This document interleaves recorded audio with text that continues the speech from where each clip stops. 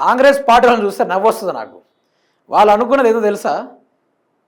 హరీష్ రావు, కేటీఆర్, కేసీఆర్ ఈయన ముగ్గురికి లొల్లైంది.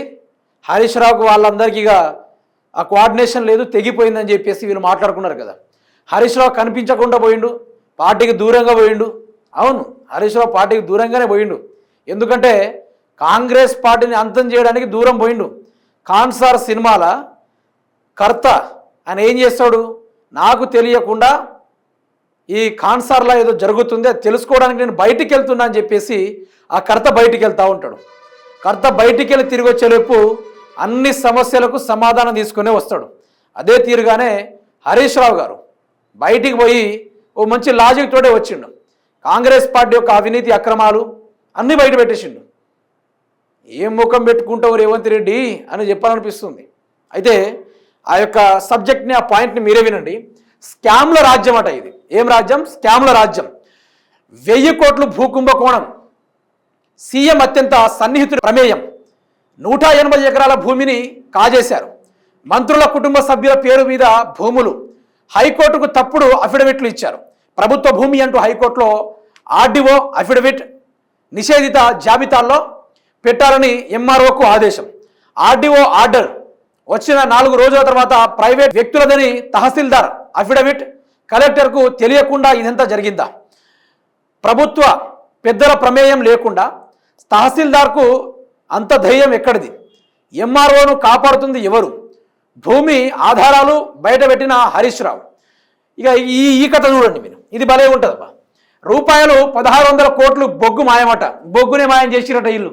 దానికి తగ్గట్టు వీళ్ళు ఏమేం పాటించారో మీరే చూడండి. 40 లక్షల మెట్రిక్ టన్నుల బొగ్గు ఎక్కడ? ఈ 40 లక్షల బొగ్గు మీద కోల్ సేస్ కట్టారు, ఇన్కమ్ ట్యాక్స్ కట్టారు, నిబంధనలన్నీ పాటించారు. మరి ఎక్కడికి పోయింది? ఎవరు అమ్ముకున్నారు? భట్టి తెలిసి జరిగిందా, తెలియక జరిగిందా? ప్రజలు సింగరేణి కార్మికులకు సమాధానం చెప్పాలి. గనుల దగ్గర బొగ్గు లేదని పక్క ఆధారాలు ఉన్నాయి. బొగ్గు ఉంటే ప్రభుత్వానికి క్షమాపణ చెబుతాను, బొగ్గు లేకపోతే ఏం చేద్దామో మీరే చెప్పండి. అఖిల పక్షానికి తీసుకెళ్లి బొగ్గును చూపించాలి. మీరే ఎక్కడికి రమ్మన్నా మేము వచ్చేందుకు సిద్ధం. BRS deputy floor leader Harish Rao garu మాట్లాడింది రాక్ సాలిడ్గా దింపిండు. ఏం దింపిండు? రాక్ సాలిడ్గా 90 mm రాడ్తో సహా దింపి కుండబద్దలు కొట్టేసిండు. ఇటు బొగ్గు కాజేసిర్రు, ఇటు రేవంత్ రెడ్డి సన్నిహితుడేమో 1000 కోట్ల భూకుంభకోణం చేసిర్రు. ఏంది అని అడుగుతున్నా. రేవంత్ రెడ్డి గురించి అసలు కథ ఎవరికి తెలియదు, ఈ రాష్ట్ర ప్రజలకు ఎవరికి తెలియదు. రేవంత్ రెడ్డి మైక్ పట్టుకొని కేసీఆర్ని జైలుకు పంపుతా, బీఆర్ఎస్ పార్టీని. రేవంత్ రెడ్డి అనేటోడు రియల్ ఎస్టేట్ వ్యాపారి, రియల్ ఎస్టేట్ దందాలు చేసేటోడు, రియల్ ఎస్టేట్లో ఎందరో మంది కొంపలు ముంచినోడు, రియల్ ఎస్టేట్ వ్యవహారంలో అన్నదమ్ములు ఎందరో మంది దగ్గర కొన్ని 1000 కోట్లు నొక్కేసినోళ్ళు. ఇది నేను ఏదో పైన మాటలు మాట్లాడతాను, విత్ పాయింట్ తోటి మాట్లాడుతూ ఉన్నా. ఆ ఇల్లీగల్ యాక్టివిటీస్ గురించి మీరు చూసుకుంటే మీకు కనువిప్పులా కనిపిస్తుంది. ఈ పాయింట్ మీరు గూగుల్లో సెర్చ్ చేసిన రేవంత్ రెడ్డి అక్రమాలు అని కొట్టినా అది అన్ని బయటకు వస్తాయి, ఆ స్కామ్స్ గురించి బయటకు వస్తాయి. తర్వాత ముచ్చట ఏంటంటే, రేవంత్ రెడ్డి అనో తెలంగాణ రాష్ట్రం ఏర్పడకుండా, అంటే తెలంగాణ ప్రజలు మొత్తం సర్వం నాశనం అయిపోయినా పర్వాలేదు, తెలంగాణ రాష్ట్ర ప్రజలు మొత్తం అంటే ఎట్లా అంటే వాళ్ళు ఇక ఆగం పాలైపోయి మొత్తం బిచ్చం ఎత్తుకున్న పర్వాలేదు, కానీ నేను చంద్రబాబు నాయుడు దగ్గరే ఉండి ఆయన కాలు బూట్లు పాలు చేసుకుంటా అని చెప్పేసి 50 లక్షలతోటి ఓటుకు నోటు కేసులు అడ్డంగా దొరికిన ఒక దొంగ. ఈ చరిత్ర ఈరోజు కేంద్రం కూడా చెప్తా ఉంది. 87 క్రిమినల్ కేసులు ఒక ముఖ్యమంత్రి మీద ఉంటే అట్లాంటి తెలంగాణ రాష్ట్రాన్ని ఏం పరిపాలిస్తాడు? ఒక క్రిమినల్ నాయకుడు అయితే ఎట్లా ఉంటుందనే దాని గురించి కేంద్రమే చెప్పింది. ఈరోజు కేంద్రమే చెప్పింది. అట్లాంటప్పుడు అన్ని కేసులు, క్రిమినల్ యాక్టివిటీస్ కేసులు ఈరోజు అతని మీద ఉంటే, ఈరోజు రాష్ట్రంలో లా అండ్ ఆర్డర్ గాడి తప్పింది. ఇష్టం వచ్చినట్టుగా ఎవరికి వాడికి వచ్చినట్టుగా ఇక పోడుచుకుంటుర్రు, తీస్తుర్రు, నరుకుతుర్రు, సంపుతుర్రు, అన్నీ చేస్తుర్రు. మీరు చూస్తున్నారు కదా. ఇక ఆడబిడ్డల మీద అయితే చెప్పొద్దు, ఇక జోరుదారుగా పెరిగిపోయింది. ఎక్కడ కూడా కట్టడి అనేది లేదు. పోలీస్ వ్యవస్థ కూడా ప్రజల కోసం కాదు కదా, వాళ్ళు కంప్లీట్గా రాజకీయ నాయకుల కోసం పనిచేస్తూ ఉన్నారు. నేను చెప్పేది అందుకనే ఇవన్నీ స్కామ్ బట్టలు కూడా తీసినట్టుగా హరీష్ రావు గారు చెప్పారు. ఇక్కడ మీకు చిన్న లాజిక్ ఇక్కడ ఏంటంటే, ఇక మీరే చూడండి. ఈ యొక్క 1000 కోట్ల భూకుంభకోణం ఉంది. ఈ 1000 కోట్ల భూకుంభకోణంలో వితౌట్ ఈ ఎంఆర్ఓ కానీ ఈ తహసీల్దార్ ఉంటారు కదా, ఇలా పర్మిషన్ లేకుండా ఎట్లా జరిగినాయని ఇక్కడ హరీష్ రావు పాయింట్ పట్టిండు. 180 ఎకరాల భూమిని కాజేశారు, కరెక్టే. మంత్రుల కుటుంబ సభ్యుల పేరు మీద భూములు చూసారా, హైకోర్టుకు తప్పుడు అఫిడవిట్లు ఇచ్చారు. ప్రభుత్వ భూమి అంటూ హైకోర్టులో ఆర్డీఓ అఫిడవిట్ నివేదిత జాబితాలో పెట్టారని ఎంఆర్ఓకు ఆదేశం. ఆర్డీఓ ఆర్డర్ వచ్చింది 4 రోజుల తర్వాత ప్రైవేట్ వ్యక్తులు కానీ తహసీల్దార్ అఫిడవిట్. చూసిరా ఎంత డ్రామా ఇది, ఎంత డ్రామా ఇది. అంటే అక్కడక్కడే ముసుగులో గుద్దులాట. ఇటు అడిగితే అటు అంటారు, అటు అంటే ఇటు అంటారు. ఇది ప్రభుత్వ భూమి అంటే కాదు ప్రైవేట్ ల్యాండ్ అంటారు, ప్రైవేట్ ల్యాండ్ అంటే ఇది ప్రభుత్వ భూమి అని చెప్పేసి కోట్ల అఫిడవిట్లు ఇట్లాంటి కార్యక్రమాలు చేస్తూ ఉన్నారు. అంటే ఎంత క్రిమినల్ మైండెడ్ ఉంటే అట్లాంటి ఆలోచనలు వస్తాయి. మీరు ఒక్కటి ఆలోచించండి. అంత ఆలోచించాలంటే ఎంత మైండ్ ఉండాలి. అది రియల్ ఎస్టేట్ చేసే వ్యాపారికి తప్ప వేరే వ్యక్తికి ఆలోచన రాదు. అదే అనుకుంటే ఇక్కడ బొగ్గుల కథ చూడండి. ఇక చక్రం తిప్పిర్రు వీళ్ళిద్దరని కాదు, వీళ్ళు రాష్ట్రంలో ఉన్న వీళ్ళ మాఫియా బ్యాచ్ ఉందంతా, ఇలా దొంగల బ్యాచ్ కొంత ఉంది, ఇంకా ఉంది. అది 1600 కోట్ల బొగ్గు మాయమట. 1600 కోట్లు బొగ్గు మాయం. 40 లక్షల మెట్రిక్ టన్నుల బొగ్గు ఎక్కడ అని అడుగుతుండ హరీష్ రావు గారు. ఈ 40 లక్షల బొగ్గు మీద కోర్సెస్ కట్టారు చూసారా, వీళ్ళు ప్రాసెస్ కరెక్ట్గా చేశారట.